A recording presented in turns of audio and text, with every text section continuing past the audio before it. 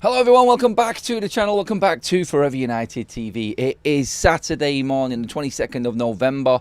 The Premier League is about to kick off this lunchtime and we are back in action. More importantly though, building up to what could be there for Manchester United at the end of this season is what we're talking about today. The implications of these new rule changes for financial fair play in the Premier League. I'm going to break it down. I promised you yesterday when this news broke, we'll go into a little bit more detail. So I broke it down into 3 different sections as to how this can actually work for Manchester United, what the changes are, how it benefits Manchester United, and what plan is already in place from INEOS, who knew that this was coming.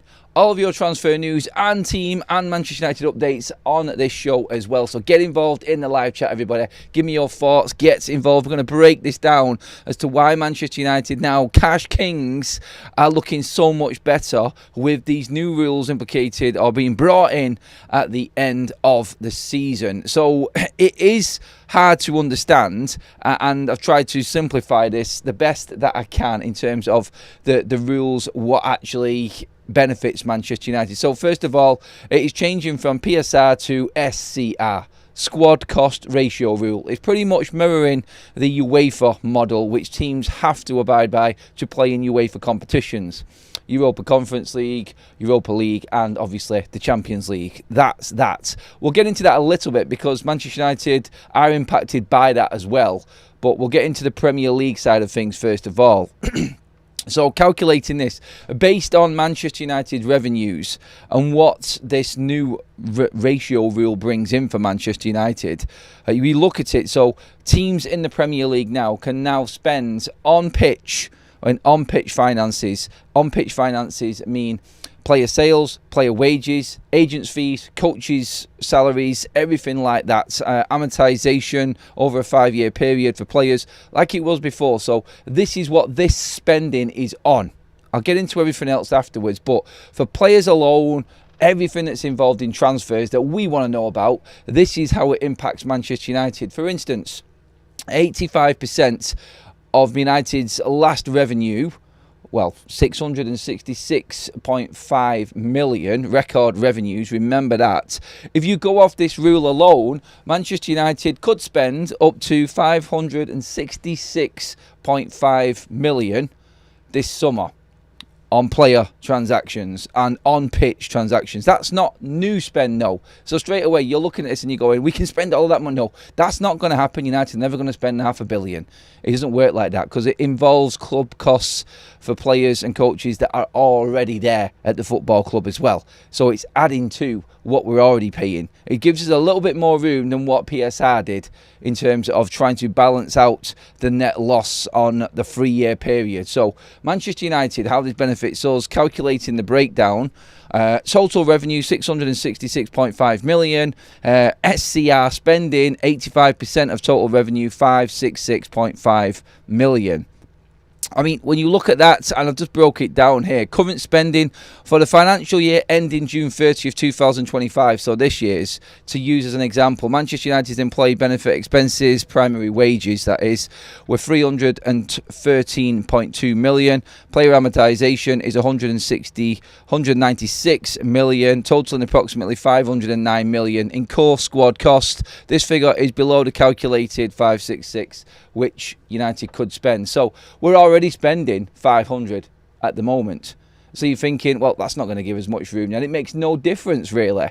Well, it does, because Manchester United are looking to cut their cloth according. And now INEOS knew that this was coming in for Manchester United, and you can already see the way that we're moving forward as a club, how we're structuring everything around Manchester United, the deals that we're making, the amortization of them deals, the wages for them deals as well, the age of the players, the longevity of them players. There is no more quick fix signings for Manchester United. It isn't going to fit this model. It wasn't fitting it before, and Manchester United haven't gone anywhere on the pitch with it anyway, so it's gone.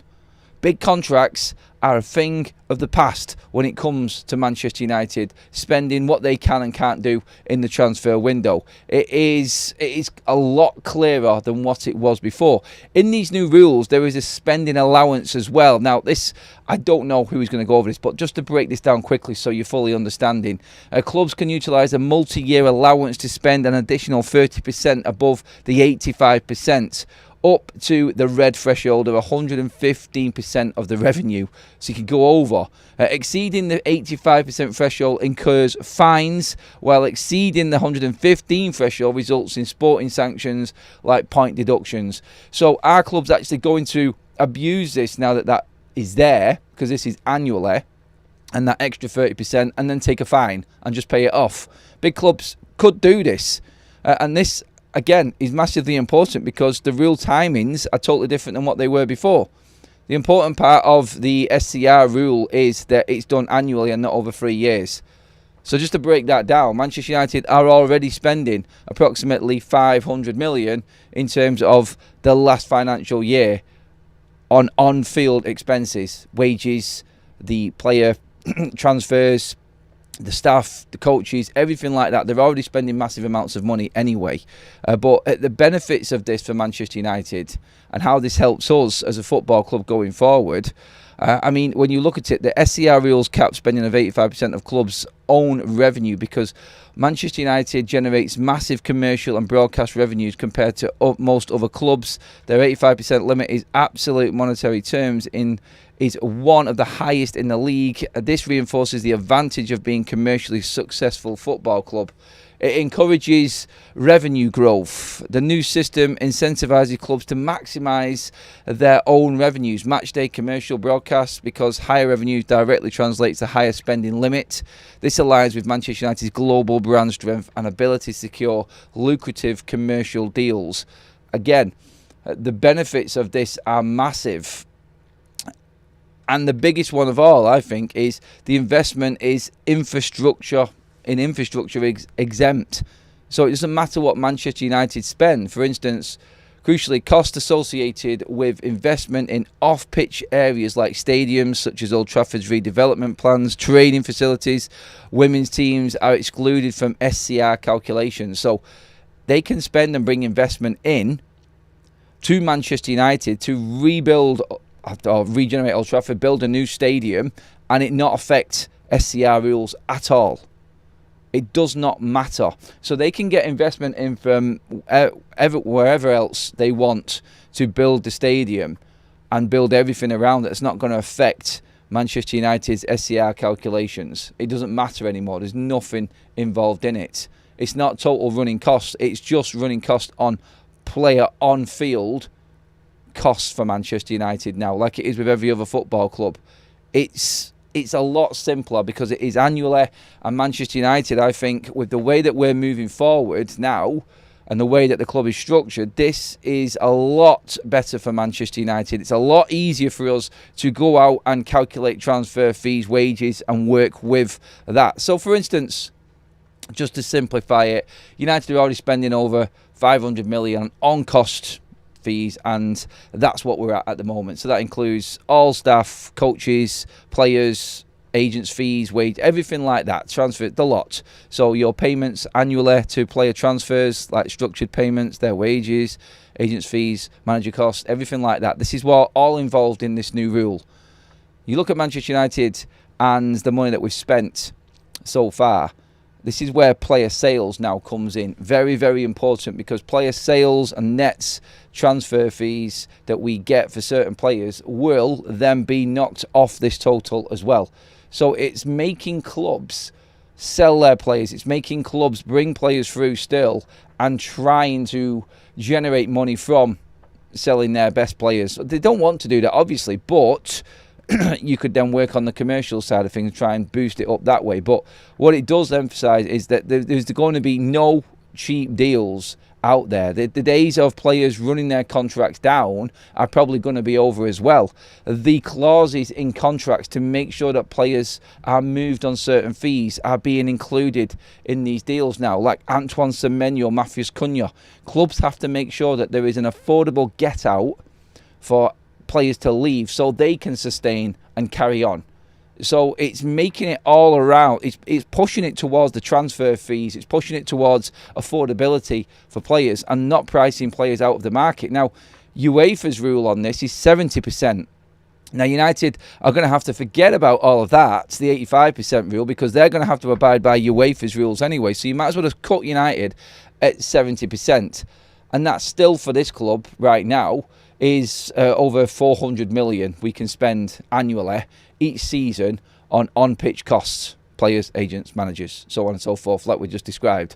So we are cutting it fine at the moment. But then you look at, for instance, what Manchester United could do and what we're going to be looking at going into this summer. And this is why the massive implications on certain players leaving Manchester United. This spells the end of big contracts. It's done and dusted. For instance, I picked out several players here. So I'll just name the players now. And this is who I think will leave Manchester United this summer. Casemiro, Jadon Sancho, Marcus Rashford, Harry Maguire, Tyrell Malacia, Andre Onana, Rasmus Højlund. Yes, some of them players' wages are being paid by opposition clubs at the moment they're on loan for. But on the books, officially, when them players return, this is what Manchester United are not going to have to be paying. It totals, and this is a rough estimate going off what's been written down as verified wages at Manchester United right now, £73.8 million worth of wages that Manchester United will not have on their books going into this first cycle, this first new financial fair play cycle, which is next season. That's how big it is. But what this also does highlight is the deals Manchester United have been getting in preparation for this. Not one player yet brought in under Ineos's reign over 200 grand a week in wages. Not one. The only player over that mark that Ineos have had anything to do with regarding contracts or contract extension or players brought into the football club is Bruno Fernandes, which was last summer when he got his contract extension. Bruno Fernandes will be the last mega earner at this football club. Until these players are consistently getting Manchester United Champions League football, this is the model that is now going to be worked in. And then you look at what I'm saying now in terms of players that are going to be let go. What does that mean then for players like Kobbie Mainoo, who is trying to get 200 grand a week wages? It's done. It's just not going to happen anymore. The rules are pushing clubs into a corner here where they need to get themselves in order and are giving them a chance to get themselves ready for this change. PSR ends this season. It's done. Whether or not this gives clubs chances now to go and spend in January because they're not calculating a 3-year financial period, I don't know. We'll see what happens in January. But this rule change could open up the January transfer window. And I don't know what it means for Manchester United. I don't know how close we are to the PSR threshold. It will still carry on this season. If United do fall short of it, there will still be sanctions next season for them. Even though the new financial rules are coming in, they won't be effective until the end of the season. So that is where we're at with it right now. This summer transfer window is the new rules for financial fair play. It changes on the 30th of June. Manchester United are about to release nearly £75 million worth of wages. On top of that, there is transfer fees involved in some of them players as well, like Rasmus Højlund, Andre Onana. Them players will probably fetch a fee for Manchester United on top of that. All goes to the new changes that are coming in for next season for us. It's complicated, but not. It's quite straightforward when you read into it. Because it's done annually and you're judged on 1 year and not 3 years, it's straightforward. Spend a certain amount of your revenue on pitch costs, players, coaches, agents, that's it, and balance it through there. So if you're doing a lot of work off the pitch commercially, if you're doing a lot of work infrastructure that's going to benefit the club and bring money in, it all goes towards being able to spend more on your matchday squad, on your actual first team squad. So anything that Ineos have got in the pipeline, i.e. new stadiums, massive amounts of money coming into Manchester United, money that isn't going to go against United spending on players because it's outside investments and it's got nothing to do with on-pitch costs. this is where it benefits United. So when Ineos can do all of this work outside of the stadium, build the stadium, build the training ground, spend all of that, that's not going to come off what we want to spend in terms of players, player acquisitions and transfers and things like that. And realistically, Manchester United are not paying for too much of this themselves anyway, because it's outside investment. The costs of that can be balanced off easily if United are successful on the pitch. It goes to show, and I think the important thing to take from this is Manchester United are making moves to make this team and club profitable, and they need to be competing and winning for that to happen. United aren't just going to go and spend all of their allowance like has been laid out here. That's stupid, because Ineos wants United to be profitable, so we can't do that. So what it is going to do, and it's going to do to everyone else, is cut this wage bill down. It's going to stop clubs overspending on player wages because they can't do it. And because everyone's abiding by the same rules, it makes it more competitive. And I think this is the right way to go forward, because it pushes everyone to develop their own revenues from different ways, in different ways. And I think then it only benefits the bigger clubs like Manchester United. Look, I'm not saying this fits for every single club, but as a Man United fan, I can only see this being a positive for us right now. I'm going to get into all of the other news as well, but I want to get your thoughts on this first of all. In terms of the spend and what Manchester United can do now, this is really interesting. Give me your thoughts on this if you have got any in the live chat, everybody. Thank you already for all of the likes. Please keep them coming in, everyone. Let me know how you're feeling about everything going on. Football, the weekend, all of the action is back this weekend in the Premier League. Give me your thoughts on the games. Don't forget, this afternoon we will be doing a live watch-along for Rival Watch as well. We're going to be doing a live show with your afternoon news and updates around about, well, mid-afternoon-ish, around about 4:30 sort of time. And that's going to lead into a watch-along for Man City against Newcastle as well. So all of the implications of the other games right now impacting Manchester United, we are going to be watching that and watching it with a close eye. It does feel good to actually be looking at other teams and worrying about what that result's going to be, rather than watching that game and going, I'm not really bothered, which it was last season, wasn't it? It was. But yeah, it is exciting to actually see United up there again competing. Cobby won't be getting a big wage he wants. United have done a number on him. He's not played. Sorry, that's supposed to say so there. He's not played, so can't ask for anything huge. What does he do now? Well, he's got to look at his future at Manchester United or look away from the football club on a permanent deal. They're the only two options you've got. Bruno's not going to last forever. Can he get up to the mark where Ruben wants him to? Look, he's working alongside Ruben, so he knows what Ruben wants for him. So, realistically, it's up to him now, isn't it? And I don't see it ending well for Kobbie Mainoo. And I'm just being brutally honest there as well, but you all know my thoughts on that already. I just don't see this new model coming in, what Ineos are trying to build, fitting into what Kobbie Mainoo and his agency want. I don't understand why the Premier League clubs have different rules to Europe, and if we can't pay players top money and other clubs allowed to and would, that mean we would be competing with. That would mean we would not be competing with City, etc. Well, we are competing with City because they're within the same rules, and United make more money than Manchester City, so therefore United could make more lucrative deals. Look, it's competitive in the Premier League. If you're worried about Europe, well, the European leagues are even more straddled. The La Liga model is ridiculously complicated, and you can actually see how Barcelona are struggling right now financially as well. I don't think there's anything to worry about regarding different European leagues models and this affecting United and competing in Europe. Look, I think we just get back to Europe first of all and then deal with it. But this model, if United do get back into Europe next season and indeed get into the Champions League, United are in a massive, massive advantage to other clubs because of the revenues that we generate. It would be, well, let's just say it would be a lot, and United would have plenty of scope to spend if they wanted to. But don't forget, in all of this, there is a sensible structure in place right now that want to be profitable. We're not just going to go and blow every single penny that we're allowed to spend because these rules change.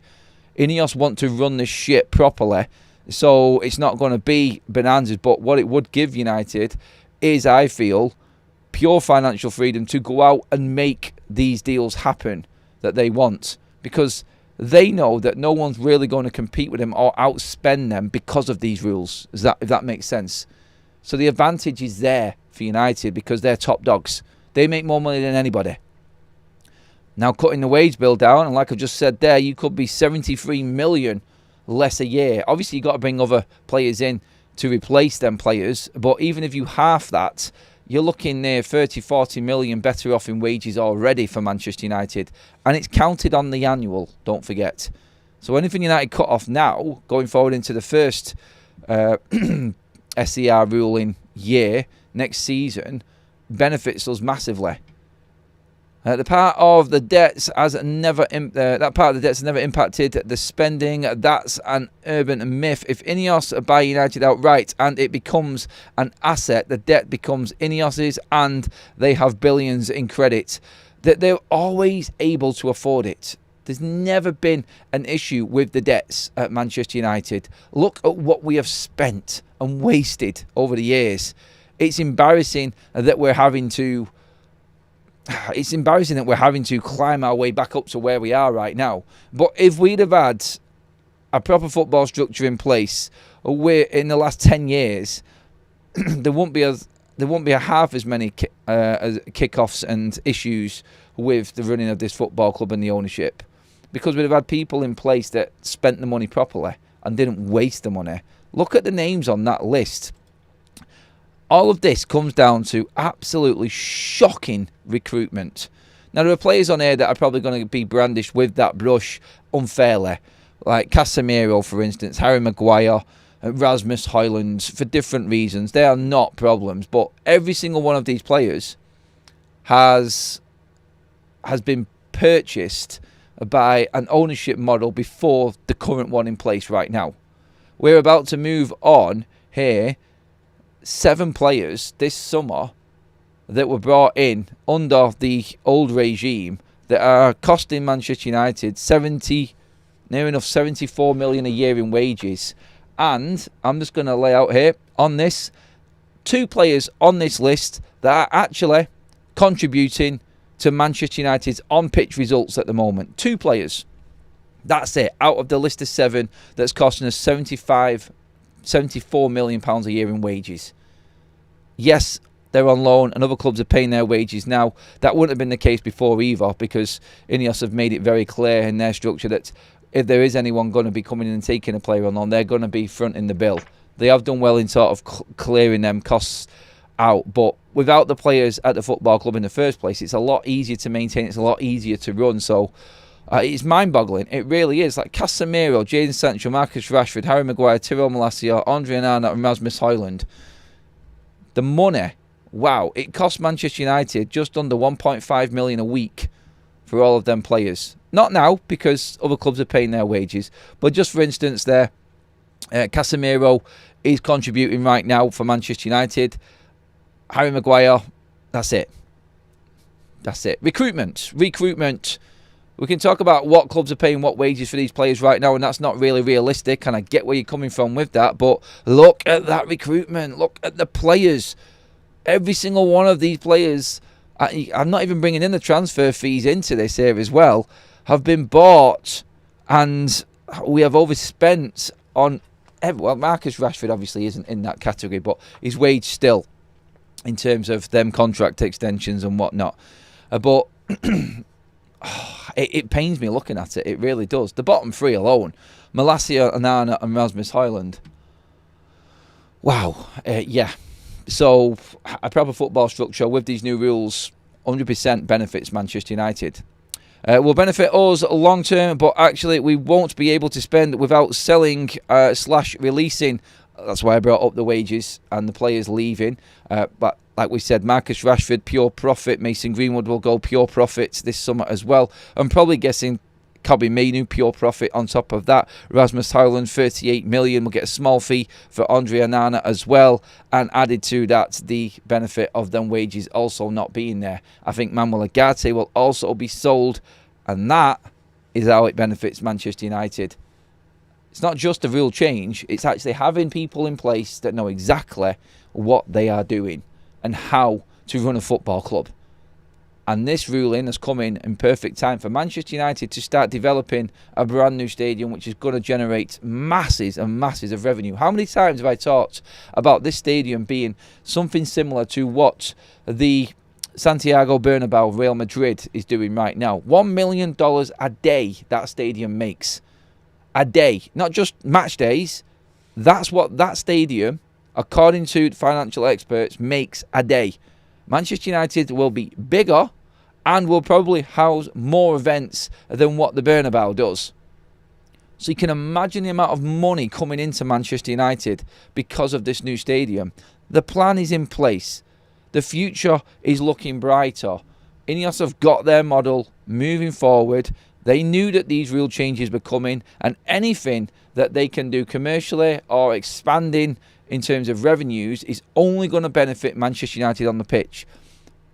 But the big thing in all of this, and we have to always remember this, and it's all right me saying that we're going to do this off the pitch and it's going to be great, we're going to bring this revenue in. It has to be successful on the pitch for this to work. That's the only way that this benefits Manchester United or any of the businessmen. So what was working before, and not having to be consistently in Europe or competing and winning trophies still brought you loads of money, that's gone. The team has to be successful, and you have to strive to be better on the pitch for this to work. And that's what we haven't been doing over the last decade. And now we're being pushed in there with a new structure, with a new management team in that direction. And that's where I think Manchester United will flourish going forward.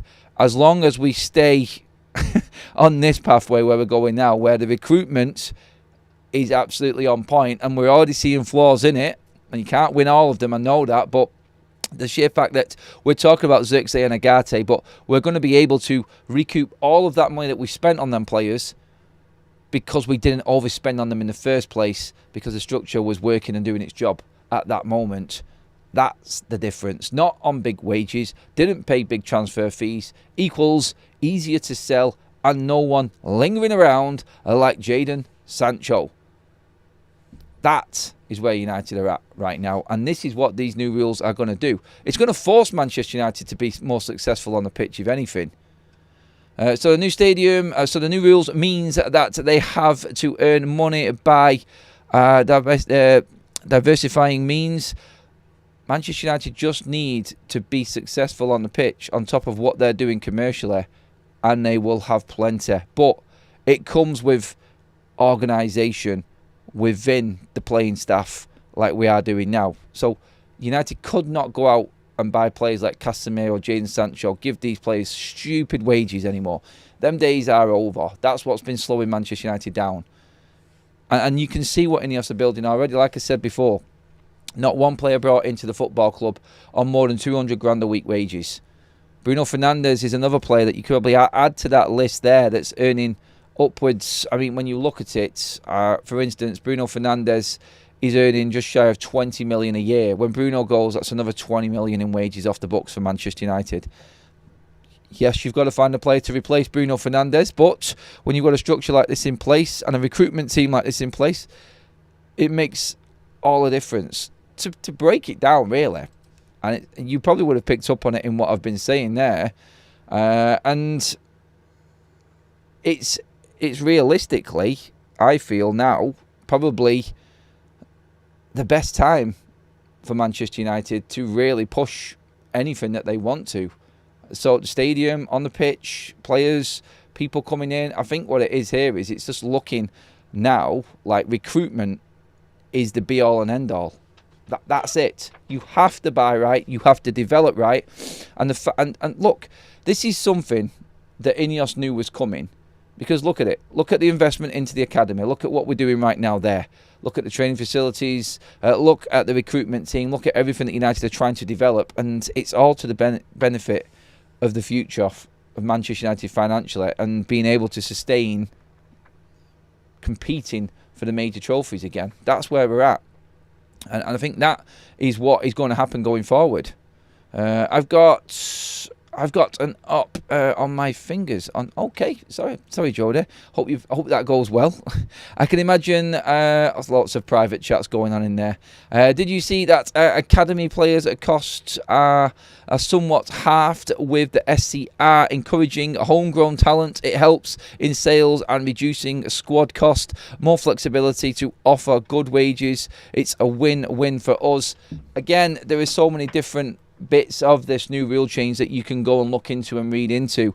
Just bringing up this first part here on the show this morning and what Manchester United have got in front of them, I think is important to remember also. But behind the scenes, there's a lot more that this does benefit Manchester United.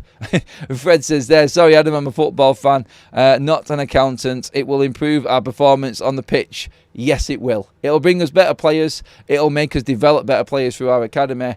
And it will help us compete at the highest level, mate. So your enjoyment level, Fred, is going to go up because of these rules. It has to, because it's forcing us to. Xerxes Agate and Dallo should be sold in January. I don't need to wait for the summer to do so. Well, you need replacements. You need replacements. You can't just sell them players in January unless there's somebody else coming in. It's as simple as that. By the way, this again, and I'm not saying this is directly linked, but the story going around about Elliot Anderson this morning as well, about Manchester United being very, very confident that they can get Elliot Anderson for approximately 60 million in the summer. These are the clauses, these are the new contracts that are being brought in by clubs. Players running their contracts down, like I said before, is probably going to be a thing of the past because clubs cannot afford to do this in this new rule. Now, Mark Gahey obviously is one of them players that could leave on a free. Crystal Palace are really gambling where they're finishing in the league with keeping Gahey compared to selling him now and taking the money so they can reinvest it again. I don't think Crystal Palace will make it into Europe again, and they're going to have to let Gahey go for nothing. This is what's happening now. Elliot Anderson's clauses in his contract are securing money for Nottingham Forest in the long term. They probably did not think that Elliot Anderson, only 18 months into his contract at Nottingham Forest after signing him from Newcastle, was going to go to the level that he was now. Them clauses were put into Elliot Anderson's contract in thinking that when he turns 25 in his prime, they were going to be quids in and they were going to be guaranteed a certain amount of money no matter what. But sometimes players surprise everybody, like Anderson has. And he only came in because there was a big injury for Nottingham Forest in the first day of the season last season. And he's just continued that growth. And now he's worth 100 million. Well, he probably is worth 100 million in the market right now in terms of what he can bring for a Premier League club. But obviously, clauses are in there as well. So it's backfired a little bit on Nottingham Forest in this one.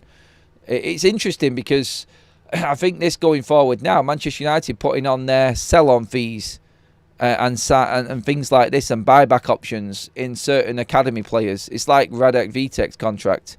Sign him up to a new deal till 2028 before he goes out on loan. If Manchester United wanted to, they could cash in while his stock was high and really cash in with, obviously, the pure profit rule as well, because that does help in these new rules as well. That if United are selling academy players and developing them, it is massively beneficial financially. I would like to see Vitek come into Manchester United squad and be a part of the matchday squads going into the seasons to come and play alongside Sen Lammens. But if United want to sell him and the club comes in with a big bid, I don't think United would turn it down. For instance, if someone came in and offered United 20, 25 million for Vitek, who's never played a Premier League game, that would be seen as good business. I still prefer to keep him. Have you seen the maths kids do at school now? Trigonometry. Mark, I know. It's very important we don't buy any more bad apples. Realistically, we are going to make a bad purchase. Let's not make any disastrous purchases that upset the whole squad. Sensible football. This is it. Sensible football. Les, thank you for the super chat. Morning, Adam. This is my first ever super chat. Just wanted to say this channel is amazing, especially when I'm at work on an evening. I love that, mate. Thank you so much, Les. Really appreciate all contributions in on the channel. But when they come with a message like that, when we're making people's days or nights while they're in work, that's even better. Absolutely buzzing with that, mate. And I get you're more than welcome, mate. And I'm loving the community, like I've said on many shows right now. By the way, everybody, I'm going to probably, if anybody is on Big Up, there's a massive opportunity coming up, and I'm going to be advertising this a little bit more, but I've got a new game coming up, and if you enter it, you are automatically entered into a $25,000 prize draw. I know, 25 grand. I'm going to be talking about this a bit later, but if you are on Big Up, everybody, already, then you will see there's a scheduled show going out on Monday. I'm going to talk about this later and give you a link, but I've got a new predictor, like an ACCA type of betting game, which is coming up on Big Up. It is solely through Big Up, and it just gives us the opportunity to win and win big. And it's not at much cost either. You're guaranteed to win if you enter the game that I'm going to be playing this weekend for United versus Everton. I'll go into more detail on it, but all it is certain bets that you think could happen in a game. For instance, is there going to be more than 2.5 goals in this game? Is Bruno Fernandes going to get a goal or an assist? And certain bets picked out for you. If you say yes or no on either of them, it just adds to your ACCA, boosting your money if you win, and giving you a great chance to not spend a lot because it's minimal, and win big. So it's coming, but we're going to be putting everyone on this prize draw as well. If you enter, $25,000 is the prize. Honestly, I kid you not. This is massive, and it's coming up this weekend. I'll bring up more on it as the shows go on, and we are going to be doing a watch along later for Newcastle versus Manchester City on Rival Watch here on FUTV. So I might actually bring it up there for you as well. So I'll go through all the details of it, but 25 grand, yes. I know. When they told me, I was like, what? But one of you could win that. So that's coming up. So stay tuned for that. But the link for Big Up is in the description, everybody. And some of the mods will drop it in there for you. It's completely free to sign up, by the way. Get over there. We do some other streams and calling shows on that platform as well.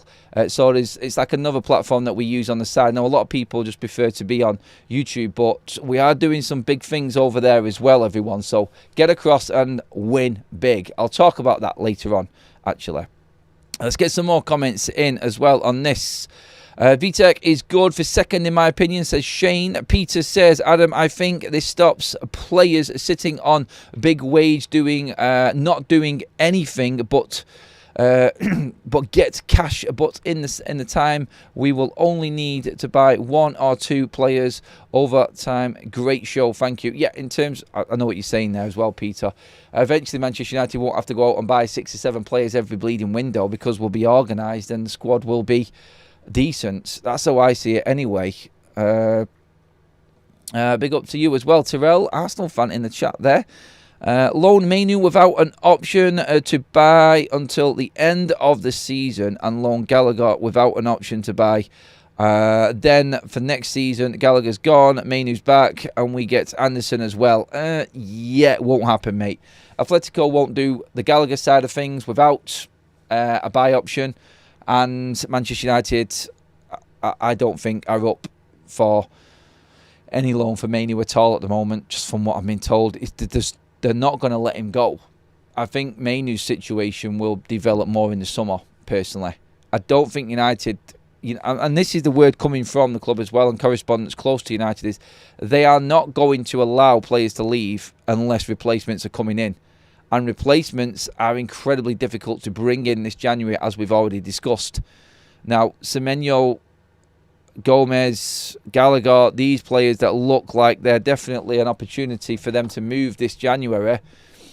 We'll talk about that as and when we get more and more news over the next coming weeks. But Manu and Xerxes, we know for certain, are not going to be allowed to leave Manchester United. And you know what? In this as well, Manchester United might be looking at this new rule and looking at selling Manu or Xerxes in January, thinking it might not actually be beneficial for us to move anybody in January it might be more beneficial for the new rules come the new year. So everyone might be waiting it out. Look, and it might work the opposite way, like I just said before. These new rules coming in might give people a chance to look at this year now and go, right, we don't have to look at next year because the rules change. So what can we spend now that we've got left that we were looking to spread out over a 3-year cycle in PSR? And it might open up the January transfer window to a few surprises for us all as well. Look, it's there and you just don't know. You just don't know. So we're going to look at that as it happens. But I think with it only just breaking yesterday, I think we're going to find out more and more and more as it goes on through the next few days as to what certain plans could be for certain clubs. So, yeah, very, very difficult to judge just yet in terms of what teams are going to do with it. But when you look at the outlook for years down the line, it benefits the bigger clubs. It benefits the bigger revenue clubs massively.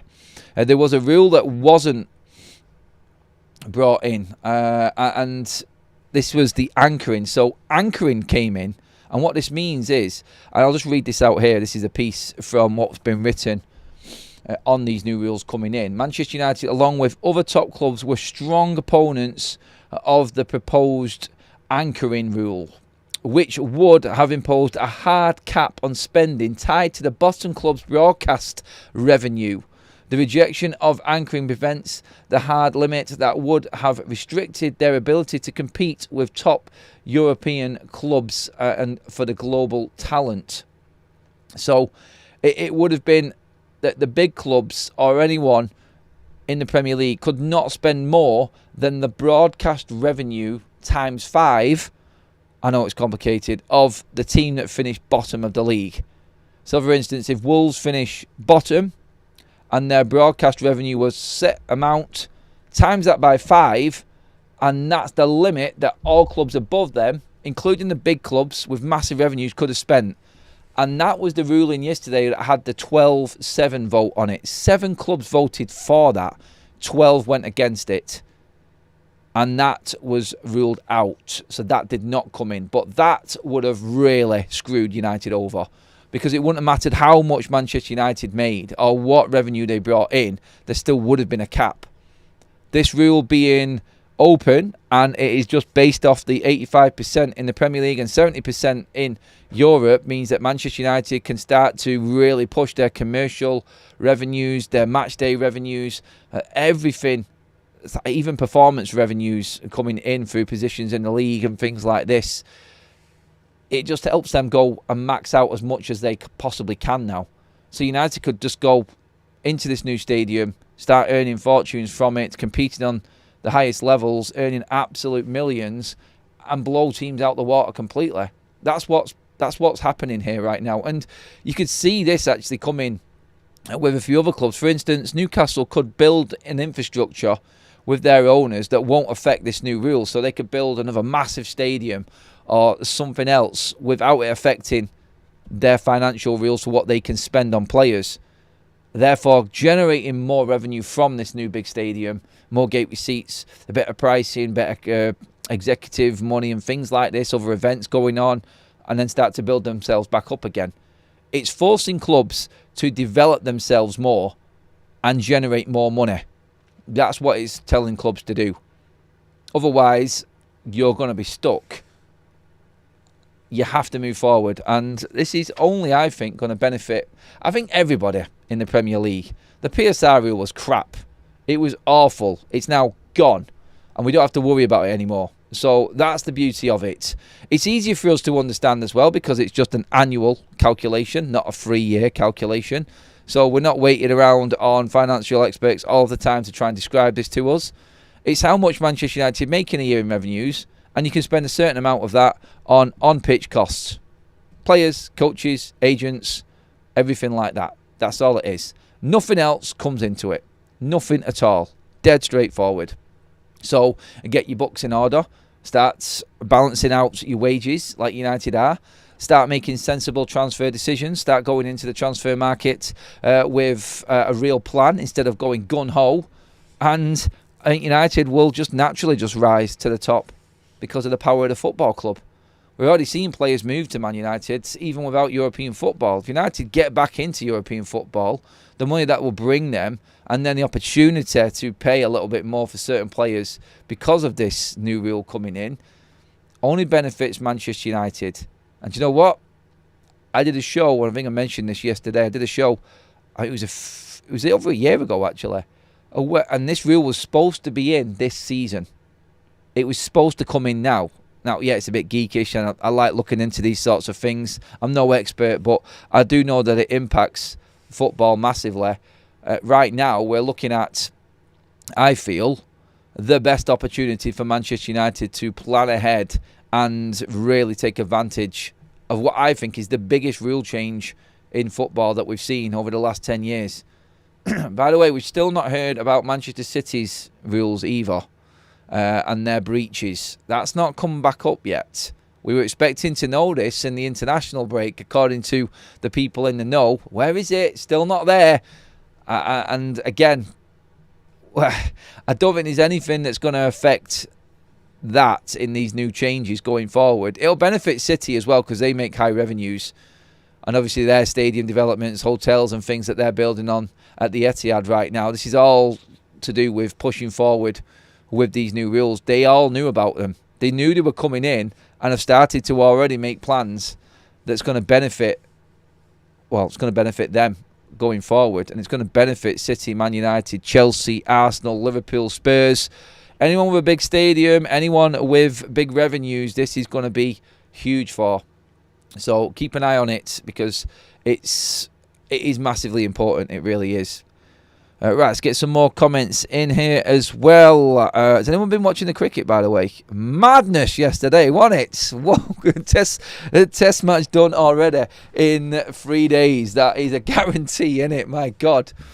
Have we agreed to these terrible fixture times because we lost a lot of revenue last season? No, we didn't, mate.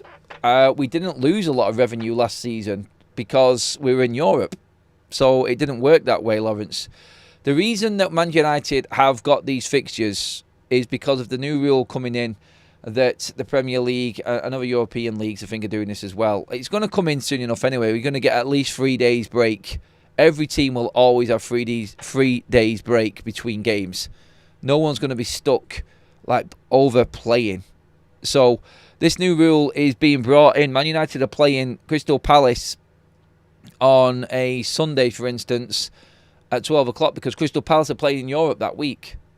And they have to squeeze the fixture in on a Sunday because United don't really want to be playing another Monday night game. And do you know what I mean? So we've been squeezed in on the Sunday fixture list because we don't want to play another night game. So we have to give Crystal Palace their rest time. Like, we would be saying the same thing as United fans in terms of needing to have plenty of break between European games and domestic football. It's gone back around now. Man United are having to squeeze fixtures in because Crystal Palace are in Europe and we're not. Never thought I'd say that, by the way. But yeah, that's the new rule that's coming in. They're trying to push across the breaks for teams. And look, the midweek game against, I think it's Wolves, that's a normal game. I've not got a problem with that. It's the ridiculous Boxing Day. I mean, seriously. Why does the Boxing Day game need to be at 8 o'clock at night? I mean, a lot of people love that because you get your full day and then the night, but it's still awkward for travel for people. That means you're having to stay over. And then on the 30th, we play at 8 o'clock against Wolves.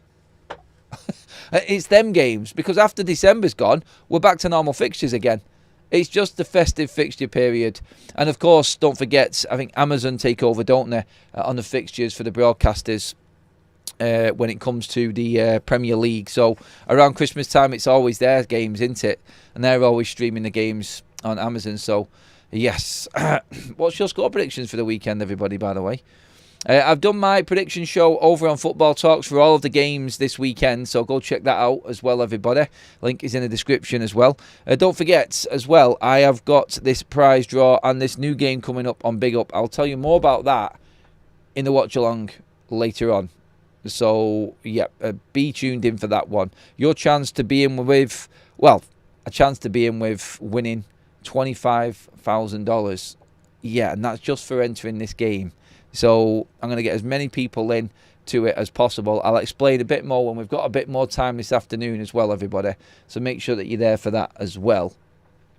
And thank you again, everyone. We got well over 200 likes on the show. Great numbers again this morning. Football is back. You can feel it. I've gone 3-1 United, by the way, this weekend. I think we are going to take this, and I think we're going to be right up there in the European places. I'm going confident mode again, as I always do. You know what I'm like. But, yeah, United to win. I think 3-1 this weekend, and I think it's going to be a good one for us. I'm looking forward to the game, looking forward to being back at Old Trafford again this weekend. So, yeah, give me your thoughts on that. Let me know in the comment section as well. But that is it for this morning, everybody. Thank you so much. Cheers for watching. All of your news is coming up later on again, as well as Rival Watch. More on that later. So we're going to be back live around about 4:30 today, everybody. So be there for that one. We've got plenty to get through. And we're going to be watching that game between City and Newcastle as well. While bringing you all of the news. It's new. Yeah, get into it. Thanks, everyone. Thanks, mods. Thanks for the super chats. I'll see you all later on. Like the video. Subscribe.